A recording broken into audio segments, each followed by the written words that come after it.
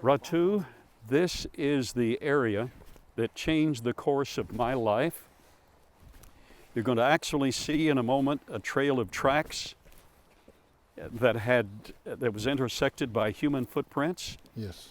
But for the moment, this is your first glimpse of a dinosaur track in situ. And Mike? That's a big toe. Dinosaur. That's an Acrocanthosaurus.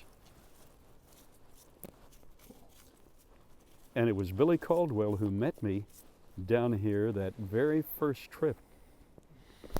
Along with the dinosaur? Well, he saw the tracks, but not the dinosaur. Is that your very first? That's my very first dinosaur track. And is this the first one you've ever seen in situ? It is. Looks good. Well, they get covered up. See, there's a outline all the way through here. And there's an entire trail. We're later going to trace much of that trail through here. But let's trace it in this direction because I want to show you a slab that will remain. Dr. these, Ba, yes, for the benefit of the viewers, could you tell us the name of this river? this is the Paluxy River. Okay. And as Billy Caldwell was just mentioning, when the Spanish first came, Yes. they found three rivers conjuncting here. One was clear. Now, the Brazos is not clear at all, right, Dr. Billy? No, it's This was the Clear River. This is the Paluxy. It is the second swiftest stream in the state of Texas. There's a 17-foot drop every mile, I see. which makes this very, very swift. You getting this, Professor Mike? Yes, sir. And there are times in late summer when it dries up, but most of the time it's clear like this. However, I want to show you how high it gets at flood time. Yes. That's one reason we're going in this direction.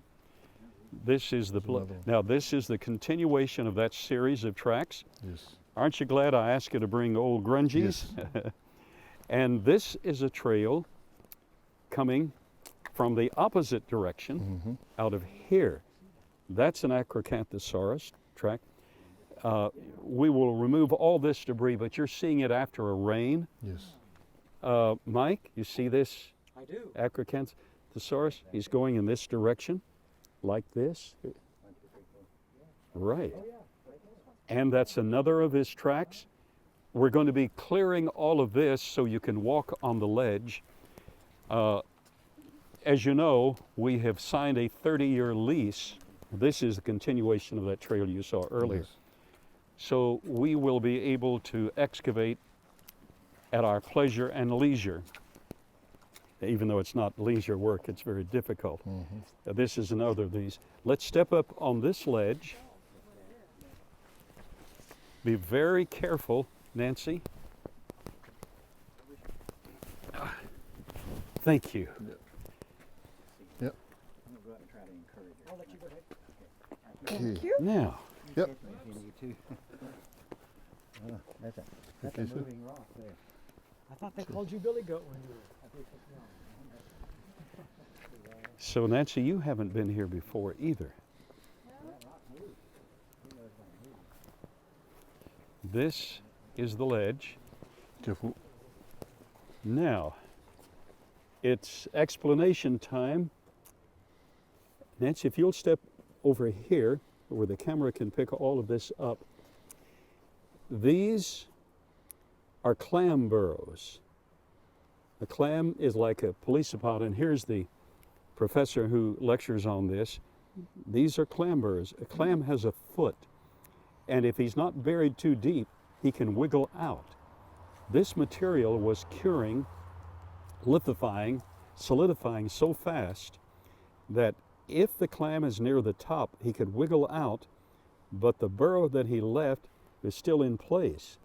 If we look closely, we'll see some clams barely visible. That means they could not wiggle out. So the objective is to find a clam that didn't make it. And in a few moments, we'll enjoy doing that. These layers extend 1,600 miles to the eastern seaboard, pick up again at the White Cliffs of Dover, run throughout of Europe and Scandinavia, run throughout Russia, run throughout Saudi Arabia, through China, this very same layer, runs throughout Israel, throughout Africa, back to the U.S. This layer runs south through Mexico and Central America, South America, north, all the way to Alaska, runs west, is broken up in the Rockies, runs all the way to Los Angeles, drops off, picks up again in Australia. This layer, right, Dr. Caldwell, is a worldwide sedimentary deposit. This is where we excavated recently, and we have Mike. We have a cycle that occurs here. You have a harder limestone. This is a very hard layer. We call it the slick layer, and now it's the benchmark layer. A hard layer. Then you have a hard pan below that. That is mixture of clay. Billy could tell us mixture of clay and the limestone. And then you have clay marl, that lower area. And then same thing here. We just don't have as much calcium carbonate. That's a layer. Below that is hard pan, and then below that is clay. Same thing over the side. Ron Pugh discovered over the side another series and another. So we have at least 4 in that cyclical series going all the way down through each layer to the bottom. So that indicates it was not a slow evolutionary progression of time and sediment. It indicates there was a cycle of activity that this flood he was talking about generated. And the higher calcium carbonate content makes this harder concrete. That's really concrete. It's like pavement. And then the hard pan is the mixture of the clay and the concrete, and then the clay mixture, and then the next layer, the same cycle.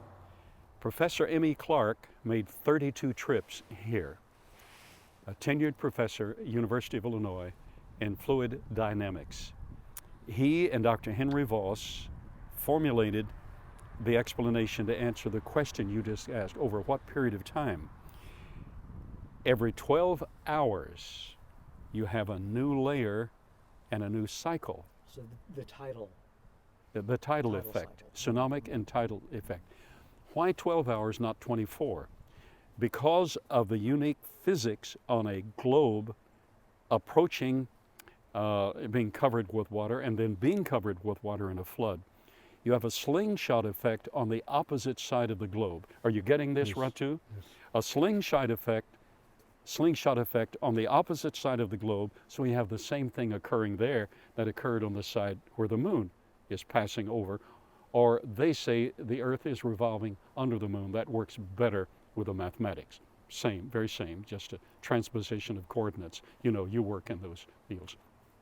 So as the moon passes over, you have the gravitational effect pulling this material, and as the moon is approaching, you have the first material here with the clay being laid out, and then as the moon pulls the new material with a lot of calcium carbonate in it from expunged from volcanic activity, then you have this top layer. So it's a cycle that occurs on this side of the globe, but simultaneously occurs on the opposite side. So while the moon is on the opposite side of the globe, or the earth has revolved, it's occurring here 12 hours later because of the slingshot effect. So in answer to your question, that system is only 12 hours more recent than that system. Only 12 hours. Billy told us millions of years.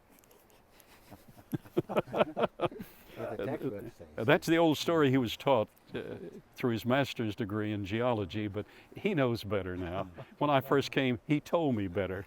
He said, "No, this is the standard explanation, but actually there's evidence supporting this." And in those days, I was trying to find out what was going on here. I wasn't giving the lectures, I was listening. And he taught me much of this. Dr. Ba, could you just explain the different rock layers that are here? I'll be happy to. I live with this, have for the last few decades. But in order to get the real scientific explanation, I bring in specialists who know precisely what they've studied and what they've talked about. Yes. First of all, what we're seeing here, Ratu, is a global phenomenon. This rock that I'm touching right now literally extends as a shelf worldwide. It is like concrete. It is limestone, which is basically calcium carbonate, and literally this rock, this Cretaceous rock, has been determined by the geologic community as extending 1,600 miles from central Texas all the way to the eastern seaboard, picks up again at the White Cliffs of Dover, runs throughout Europe, throughout Scandinavia, runs throughout Russia. This very rock runs throughout Russia, runs throughout China, Saudi Arabia, runs throughout Israel. This geologist identified some of this Cretaceous limestone in Israel in 2004 with our group, then runs south throughout Africa, back to the United States. This layer runs south through Mexico, Central America, and all of South America, runs north throughout the United States, all the way through most of Canada, runs west, is broken up in the Rocky Mountains, runs all the way to Los Angeles, drops off in California, is picked up again in Australia. Now, Fiji, where you live, is not sedimentary, it is volcanic. Yes. So we don't have this in Fiji because it is not sedimentary. But through all the major continents of the world, you are touching rock that extends throughout all of those continents. And it is sedimentary. The only way to get sedimentary layering is to have the right chemistry in the mud, filled, mixed with water, and the water evaporates or drains off. So we're talking about a major flood that left these sedimentary deposits. There's only been one flood that was worldwide, Yes, and that's the flood of Noah's day, the biblical flood. that's right. And in addition to that, we have a cycle. We have this limestone, and then it is mixed with clay and limestone here, calcium carbonate. You will call that hard pan because it's broken up. Below that is a clay layer, and then we have the same cycle occurring. And Dr. Billy Caldwell just mentioned, I had earlier mentioned clams, pelecypods, etc., that near the top could wiggle out.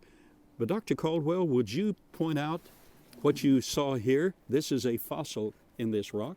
Yes, these fossils continue, Cretaceous age clams and oysters. You can see them here in cross section. They're coming all the way through here in great abundance. Right here is the whole half of a hand of a clam. And it's going, and this is a trigonia fossil clam right here. And they are laid down in a marine environment in an ocean. And so, and the dinosaur tracks are in this same layer. So we have land animals and marine animals, which are not supposed to be coexisting. Now, Yes. did you understand what he just said? Yes. Mike, would you comment on that? You have marine animals and land animals all mixed up together. Shouldn't happen. Shouldn't happen. Right. So how do you think it did happen? Well, I think they all lived at the same time and died in the same flood. You mean man and dinosaur lived at the same time, I think so. and if they missed the boat, That's right. they died in the That's flood? right. That's exactly right. I think you're right I on. think we have evidence. I think we have scientific evidence to demonstrate that to any objective observer. Right. I agree. And Dr. Ball, I would say that when you mix salt water and fresh water, sometimes it would tend to kill some of the animals, and organic animals, so that might have been one of the reasons for their death, Now that's an important point. Not all of them dying so suddenly. dying so suddenly and not being able to operate to full physical potential. They mixed salt water and fresh water because many of these are freshwater clams, Yes. There's just kind of a variety of everything in there. all mixed together in a flood, in a Marine global flesh. flood. Right. Ratu, do you have any more observations or questions? Just for the benefit of the viewers, could you just introduce our professor here so that they can know Yes. his credentials? This that is he knows what he's Professor talking about. Billy Caldwell, PhD, has had an entire career, an academic career, teaching geology at the college university level, but also practicing geology as a geologist in the oil fields. Dr. Billy Caldwell, Thank you. and he is attached to the Creation Evidence Museum, has been from inception. Thank you, Dr. Ba. And you know who this gentleman is. Could you also introduce All for right. the benefit of the viewers? This is Mike Scaff. Mike is the director of the simulator project for Lockheed Martin, the simulator of the F-35 fighter plane, the world's most advanced fighter plane. He also instructs pilots in the use of the mechanism. He entertains, like this very week, entertained generals from the Air Force, and he lectures at the Air Force Academy. He also entertains senators, etc., who would like to just see what they're paying for, correct? That's exactly right. And I entertain my wife. Oh. Ratu, this is very significant. Everything you see, our team removed by hand. Archaeologically and paleontologically, you can't use heavy equipment to excavate. When we first began, the ledge was out here. These rocks covered where we're standing, and we removed these by hand. I was much younger. There's a system whereby we jack the broken rock up, and we let it back down, and it breaks the surface plane. Mike, are you getting this? Yes, sir. Breaks the surface plane just enough where we can then pry it loose. And then we have rollers, logs or metal rollers. And then we slowly roll it to the edge and roll it off. Now, in those days, it was not against the law to do so. Now we can't drop a gum wrapper in the river. Technically, it's against the law to drop even a pebble in the river, technically. So we cannot do that any longer. We have to break them up. But in those days, I was much younger. Normally, we had macho young men to do it, but I had to show them the technique because we have different volunteers. But there were times I excavated alone here. I don't do that any longer because the opposition questions everything you say if you don't have witnesses. So I've learned I have to be careful about that. But some of these rocks I moved alone. And you wonder how a fella could do that. Well, you break the surface plane and then you have the rollers and you move it over. So what you see, we have removed by hand. All up and down the river is a result of hard, hard labor. The original tracks, the original series of tracks, Yes. Humanus Bauanthropus, after the Bowans of Fiji, your neighbors. Because of the dexterity that you Fijians have, you have superior reflexes. So I named the basic human footprints that are found here after you in Fiji. Amazing. Now you have seen, okay, if these were cleaned out, Yes. and Mike and Nancy, you're seeing this for the first time, if these were cleaned out, they'd be much clearer, but every time it rains, of course, it filled with silt. You see that one, and that one, and that one, and so forth, but that is a nice one. And over here, it's just as good, except that it's not cleaned out. This is actually 5 tracks in one. Not only do we have the Acrocanthosaurus running through here or walking through here, but crossing his trail is a much larger series of dinosaur tracks made by Sauroposeidon protellus. Sauroposeidon protellus was not the longest dinosaur whose fossils we have found, not the heaviest dinosaur, but the tallest of all the dinosaurs. In Oklahoma, they found a fossilized neck bone, and they thought it was a fossilized log for years until they examined it much better. And it turned out that his neck is huge and long. Sauroposeidon protellus, the tallest of all the dinosaurs. And often he makes the front foot, he steps with the front foot, then with the hind foot he oversteps his own track. So here we have the front foot, and you see some of the toe depressions even with the debris. His hind foot, so that's 2. We have this Acrocanthosaurus going through here, that's 3. Then we have a smaller print that you can't see at the moment. Here, that's 4. And another small print of a smaller dinosaur going through there. 5 prints in 1. Kathy, welcome to the team. Thank you. I just explained what your friend Billy will explain much better. We have a trail of Acrocanthosaurus tracks. You can see that nice track. The silt has covered all of this, so you can't see a lot.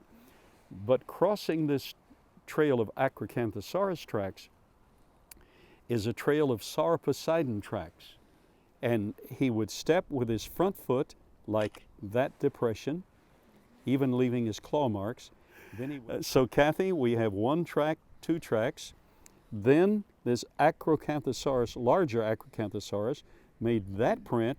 You can't see the details because of the debris. And then a smaller Acrocanthosaurus stepped here and there, so we have 5 tracks in 1. The first human tracks we found in this area. See this trail of dinosaur tracks? Yes. Going in that direction. We excavated that trail and came back this way, and I tried to stop the excavations. But the team said, you just tell us what to do and we'll do the work. That's a pretty good deal. So they did the work, and then I started to stop the excavations again and go back to St. Louis. And Charles Hildebittel said, Director, would you look at this protrusion that I've just cleaned out? And there was just a small area. I said, oh, it's just the toe of another dinosaur. We already had 19 dinosaur footprints. And he said, well, it's pretty round. I looked at it and I said, whoops. I then excavated it and under the ledge, and it was a 16-inch human footprint as clear as day. And it was 17.5 inches from a dinosaur footprint, and that changed the course of my life. And it's on the same layer? Very same layer. You're at the spot. It was right here. Is it still, Now, still well, here somewhere? we have all the photographs, but we have all the documentation. But the human track only depresses maybe 3/4 of an inch. Under extreme conditions, up to 1.5 inches if the mud is real pliable. But then Billy Caldwell explained it's the calcium carbonate reacting with the water that produces carbonic acid. And his words are just eats it alive, and it does. So it has now eaten past that layer, so obliterated all of that. Fair enough. But we have all the documentation. Plus we have new tracks from this area in the museum that you saw yesterday. You might even find new ones on that new. That's what we are anticipating with every stroke, that we'll find new ones on this hard layer up here. That'll keep the critics' mouths shut forever. For a while. For a while, okay. And then we'll have to find more, you know, like Richard Dawkins, Yes. the world's leading atheistic evolutionary spokesman, came to the museum. He had published, and I will show you the statements he had published in the secular, popular, and technical literature. He had published that if we could actually demonstrate man and dinosaur on the same layer, that would, his words were, blow evolution out of the waters. And I'll show you where he wrote that. You pasted it on the wall there. Yes. It's there in the museum. Did you see that and Yes, photograph I've seen it? yes. So he came to the museum when we were just a one-room log cabin. He saw the Burdick print, he saw the hammer, and he saw the finger. And he just said, impossible, and walked away. So really, it's a matter of the heart. And while with lip surface, many of these atheists will say, well, if you would show me, I would believe. Well, after Jesus raised Lazarus from the dead, some believed and some didn't. And they saw him in the flesh. It's a matter of the heart. It's a matter of the heart. But we're here to display good scientific analysis, right? That's what we're about. And it is beautifully consistent with a biblical record, Amen. and that blesses our hearts. Ratu, you are eyewitness to a trail of tracks that changed the course of my life.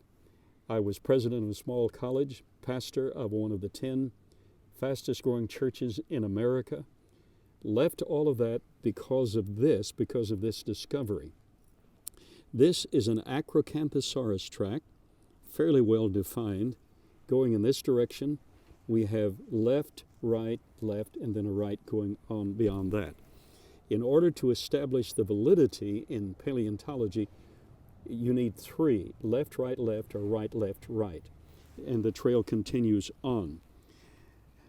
This trail was not here when I first appeared in the spring of 1982. It was covered with the limestone. Our men removed this limestone and put it in the river. It's against the law now to do so.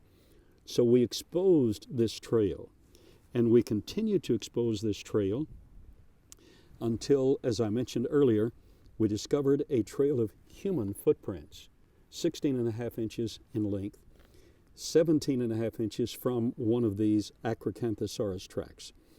I called the press for a single interview. They flew down by helicopter. And the next morning, I got on the plane to go back to St. Louis. The Fort Worth Star-Telegram headlines, "Tracks Step on Evolution," with photographs of these tracks and myself being the director of the excavation. That changed the course of my life. I tried to forget it, but the evolutionists wouldn't let us forget it because it totally shattered their paradigm. So they called me. Actually, I had a call from Canada. Hours later, a call from Europe. But the most interesting event was I was at my desk back in St. Louis after this discovery, and my secretary said, CBS is on the line, they want an interview. So I said, sure. So I was giving CBS, you know, that's a national broadcasting system here, giving them an interview. I'll never forget, my secretary stepped up, and on a little card, it said, ABC's on the other line. So if you ever get to do it, it's fun. So I said to CBS, hold just a moment. ABC's on the other line, and I need to let them know that I'm giving you an interview. Oh, I'll be happy to hold. So I pushed the right button. I said, ABC? Yes. I said, CBS is on the other line. Can you hold a few moments until I finish that interview? And that evening, both CBS and ABC covered this on the national news. It is that important.